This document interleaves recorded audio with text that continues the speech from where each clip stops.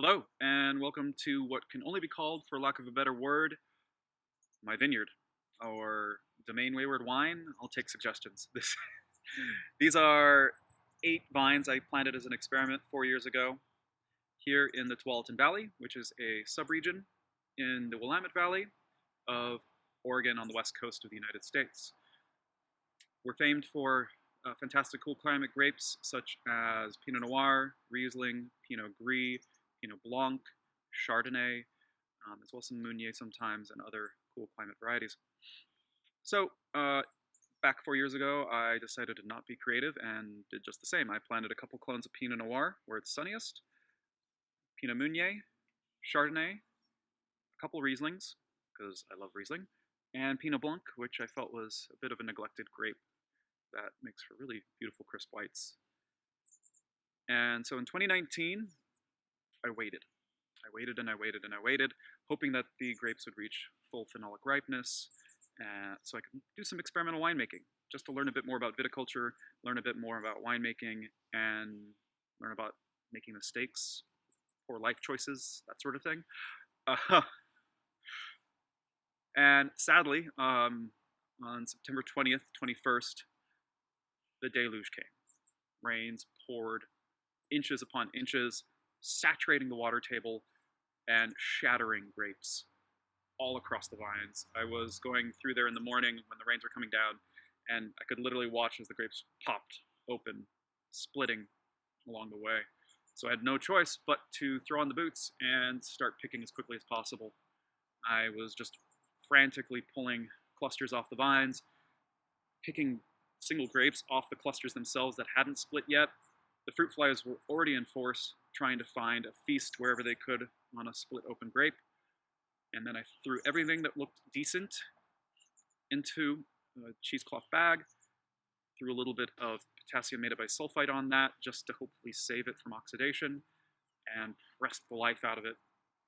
All of it together, one fell shoot, the whole kitchen sink, into a carboy, added yeast from Alsace to that, and then hid it away in a nice cool spot and prayed. Nice slow week went by. Finally, the fermentation slowed down. I checked the brix, it was at 0. And so I basically chilled the wine down in my fridge, let it settle, and then racked it off into a smaller carboy, and then transferred that only after a year into bottles just this last September.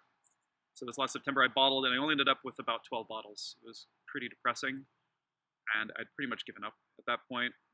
But by the time I bottled, it was fairly obvious that the tartrate crystals had settled out thanks to the chilling, and a lot of the sedimentation had fallen out. So at least the wine was probably going to be stable. But my greatest fear was oxidation, and we're in luck. This is the result. So only a case of wine out of a whole vintage taught me a lot about timing, but what we ended up with is a fairly pretty, clear, pale, lime lemon colored wine. Aromatically, it's not very impressive. It's medium in its intensity, but it's there. There's a nice fruitiness to it, a nice pear, honeydew melon, honeysuckle. Actually, you get a nice floral note to this as well. It's very pleasant. It's very, very clean. I'm quite surprised, actually.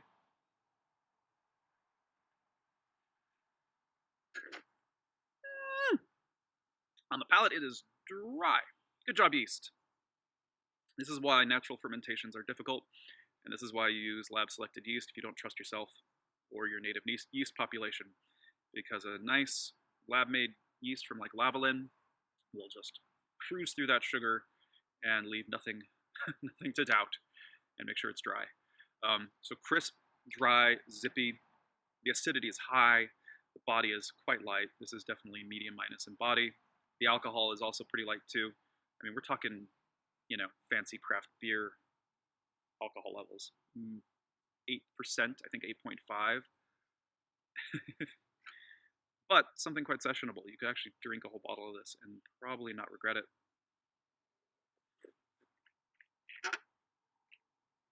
Flavors match the nose, but a lot more citrus here, a lot more lemon, a little bit of mint. That honeysuckle's there, that honeydew melon's there, and the finish is medium minus. This is clearly not great quality wine. I could call it acceptable. But if you view it in the vein of a muscadet or something lighter like that, it's, you know, it's quaffable, drinkable, nice little thing to have on its own. So considering my attempt at a field blend, unexpected or otherwise, turned out decently, hopefully this year will be a bit kinder to me. We'll see as I go through fermentation. But yeah, a blend like this is akin to what they do in Alsace in eastern continental France, near the German border. Alsace grows Pinot Gris, Pinot Blanc, Riesling, Gewürztraminer, and the variety of Pinot Noirs that they often make into a blend called Gentil. Gentil is a blend of those noble varieties. It can be quite good, quite pleasant. Great little fresh goat cheese wine to pair with lighter fare. And this is no exception. This is definitely lighter in body. So considering all the sweat, panic, and worry I had, it actually turned out okay. I wouldn't advise doing your own vines, planting your own vineyards, because it's a lot of work and pretty stressful, especially when you have work and other things to do. But cheers, keep drinking, and just experimentation.